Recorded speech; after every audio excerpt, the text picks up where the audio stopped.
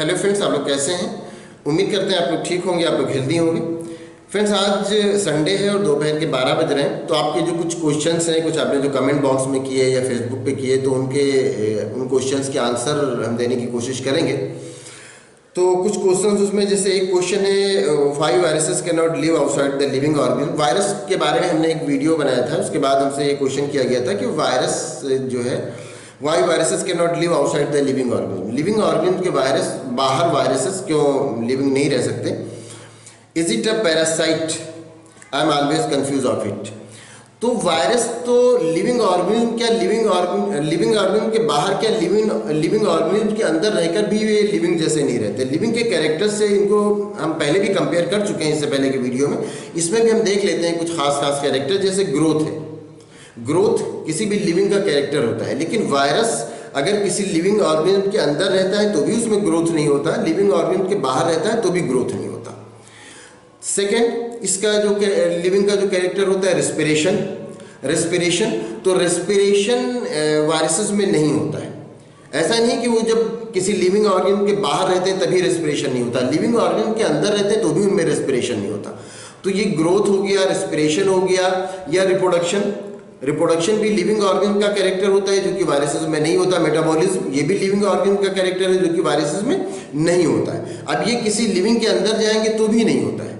तो ये सारे कैरेक्टर्स ये शो करते हैं कि ये लिविंग नहीं, नॉन लिविंग है। आपका क्वेश्चन ये है कि वायरसेस बिना किसी लिविंग ऑर्गेनिज्म से जब बाहर रहते हैं तो फिर वो जिंदा क्यों नहीं रहते?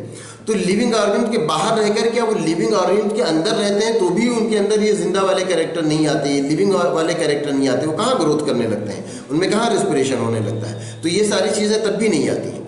हाँ, जब वो किसी लिविंग ऑर्गेनिज्म के अंदर चले जाते हैं, जब अपने होस्ट में चले जाते हैं, तो जो इनका जेनेटिक मटेरियल होता है, चाहे डीएनए हो चाहे आरएनए हो, वो उस सेल के साथ मिल करके फिर इनमें रिप्लिकेशन होने लगता है। मतलब ये कि मल्टीप्लाई होने लगते हैं, या कहीं आप अगर इसको रिप्रोडक्शन कहें तो रिप्रोडक्शन होने लगता है, मतलब ये रिप्लिकेशन होने लगता है।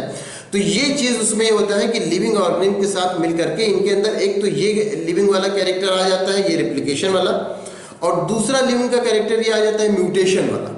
म्यूटेशन किसी भी लिविंग ऑर्गेनिज्म के में जो सडन चेंज आ जाता है, म्यूटेशन। तो ये दो लिविंग कैरेक्टर्स आ जाते हैं तब जब ये किसी लिविंग ऑर्गेनिज्म में लिविंग ऑर्गेनिज्म के साथ मिल जाते हैं। तब किसी लिविंग ऑर्गेनिज्म के सेल में जब मिलते हैं तब इनके अंदर ये दो कैरेक्टर्स आ जाते हैं। तो आपका जो ये क्वेश्चन है कि लिविंग ऑर्गेनिज्म के बाहर रह कर के वायरसेस जो है वो जिंदा क्यों नहीं रहते, तो वो लिविंग ऑर्गेनिज्म के अंदर रह कर के भी वो जिंदा नहीं रहते। सिर्फ ये दो चीज़ें उनमें मिल जाती हैं, लिविंग ऑर्गेनिज्म से सिमिलर हो जाती हैं, और ये दोनों भी तब सिमिलर हो पाती हैं जब उस लिविंग ऑर्गेनिज्म के सेल की बहुत सारी एक्टिविटीज़ इनके सेल के साथ मिलती हैं। अदरवाइज सिर्फ वायरस का जो जेनेटिक मटेरियल है वो अकेला कुछ नहीं कर सकता जब तक कि उस लिविंग ऑर्गेनिज्म के सेल का जो जेनेटिक मटेरियल है वो उसके साथ मिलकर फंक्शन ना करना शुरू कर दे। तो जो वायरस के बारे में आपका कंफ्यूजन ये है कि वायरस लिविंग ऑर्गेनिज्म के बाहर रहकर के क्यों जिंदा नहीं रह सकते, तो लिविंग ऑर्गेनिज्म के अंदर भी रहकर वो जिंदा जैसे नहीं रहते, तो फिर बाहर जिंदा रहने का कोई सवाल ही नहीं उठता है। तो उम्मीद करते हैं ये कन्फ्यूज़न आपका दूर हो गया होगा कि कि वायरसेस जो हैं वो लिविंग ऑर्गेनिज्म के बाहर क्यों नहीं जिंदा रहते। दूसरा, आपने इसी में एक क्वेश्चन किया था कि क्या ये पैरासाइट हैं, क्या viruses is it a parasite? तो हाँ, पैरासाइट से अगर वैसे हम पैरासाइट से कंपेयर करें तो पैरासाइट क्या होता है? पैरासाइट भी कोई लिविंग ऑर्गेनिज्म होते हैं, सेल के बने होते हैं, और वो फिर अपनी पूरी लाइफ या अपनी लाइफ का कुछ पार्ट अपने होस्ट पर बिताते हैं। लेकिन जो आपने कहा वायरस के बारे में पूछा है, तो वायरस तो पैरासाइट तो है, वो बीमार भी करता है दूसरों पर, वो जाके फिर वो रिप्लिकेशन होने लगता है। तो ये बिल्कुल ही ऑब्लिगेट पैरासाइट है, ऑब्लिगेट पैरासाइट कह सकते हैं आप इसको, वायरसेस। अब इसके बाद एक और क्वेश्चन ले लेते हैं। तो उम्मीद करते हैं इस क्वेश्चन का आंसर आपको मिल गया होगा, लेकिन फिर भी अगर आपको इसमें कोई कन्फ्यूज़न है, फिर आपको कोई पॉइंट अगर क्लियर नहीं तो आप पूछ सकते हैं। और इसके बाद एक क्वेश्चन किया गया है कि जो एम्बुलेंस होता है उसमें आगे की तरफ एम्बुलेंस उल्टा क्यों लिखा रहता है? तो इसके बारे में पहले से वीडियो बना चुके हैं, आपने शायद उसको ना देखा हो। यहाँ पर हम शॉर्ट में ये कह देते हैं कि वो उल्टा इसलिए लिखा रहता है कि आप कहीं गाड़ी से जा रहे हैं, आप ड्राइव कर रहे हैं और पीछे से एम्बुलेंस अगर आ रही है तो आपका जो साइड मिरर लगा रहता है तो उसमें जिसमें आप देखते हैं कि बैक साइड से कोई गाड़ी आ रही है, उसमें जब वो एम्बुलेंस की इमेज बने तो जो एम्बुलेंस आगे लिखा रहता है वो उल्टा लिखा रहता है, तो उसकी इमेज सीधी बन जाए। तो जब उसकी इमेज आपके मिरर में सीधी बनेगी तो फिर आप तुरंत देख लेंगे कि हाँ एम्बुलेंस आ रही है और आप तुरंत एम्बुलेंस को आगे जाने का रास्ता दे देंगे। तो इसीलिए एम्बुलेंस में आगे की तरफ जो एम्बुलेंस लिखा रहता है वो उल्टा लिखा रहता है।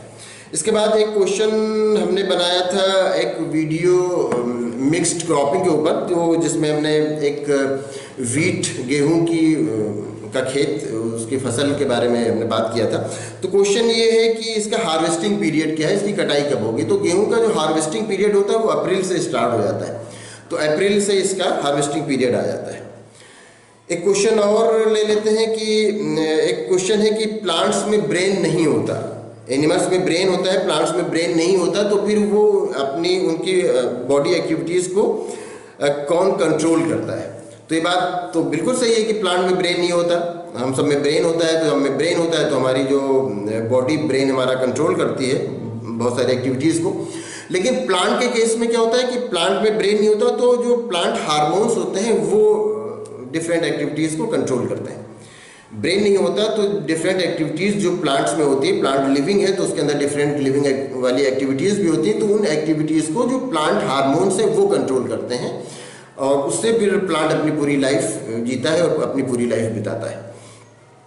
तो ये कुछ क्वेश्चंस हमने सेलेक्ट किए थे जिनके आंसर के लिए, और कुछ क्वेश्चंस इसलिए हमने सेलेक्ट नहीं किए कि वो क्वेश्चंस उनसे बात पूरी हो नहीं रही है, बात कुछ क्वेश्चन समझ में नहीं आ रहा है। कई बार ये होता है कि आप कोई वीडियो देखते हैं और वो वीडियो हमने काफ़ी पहले अपलोड किया होता है, फिर आप उसमें बहुत शॉर्ट में कुछ क्वेश्चंस कर लेते हैं उस वीडियो को देख करके कि ऐसा क्यों हुआ होगा, ऐसा कैसे हुआ। तो अब वो वीडियो पता नहीं कौन सी बात कौन सा सेंटेंस कहा गया जिसको लेकर के आपने उस शॉर्ट में इस तरह से क्वेश्चन कर लिया, तो फिर वो क्वेश्चन समझ में नहीं आता, या फिर उस पूरा वीडियो देखा जाए फिर उसके बाद ये समझने की कोशिश की जाए कि आपका क्वेश्चन क्या है। तो बेहतर ये है कि आप जब क्वेश्चन करें तो उसको ठीक से एक्सप्लेन कर दिया करें, तो उससे फिर बात ज़्यादा क्लियर हो जाती है और फिर उसमें क्वेश्चन के आंसर देना आसान हो जाता है। और बहुत सारे क्वेश्चंस ऐसे हैं जिनका आंसर हम पहले दे चुके हैं, तो आप वीडियो में देख लीजिएगा। तो फिर उसके बाद और जो बहुत सारे क्वेश्चंस बचे भी हैं जिनका आंसर हम नहीं दे पाए हैं, तो हम कोशिश करेंगे कि किसी और वीडियो में या नेक्स्ट संडे को हम अगले संडे को इससे ज़्यादा क्वेश्चंस ले सकें और उससे ज़्यादा क्वेश्चंस के आंसर आपको दें। तो उम्मीद करते हैं आपके लिए ये वीडियो इन्फॉर्मेटिव होगी। अगर किसी भी क्वेश्चन में किसी तरह का कोई कन्फ्यूज़न है या कोई और क्वेश्चन है तो आप पूछ सकते हैं। Thank you.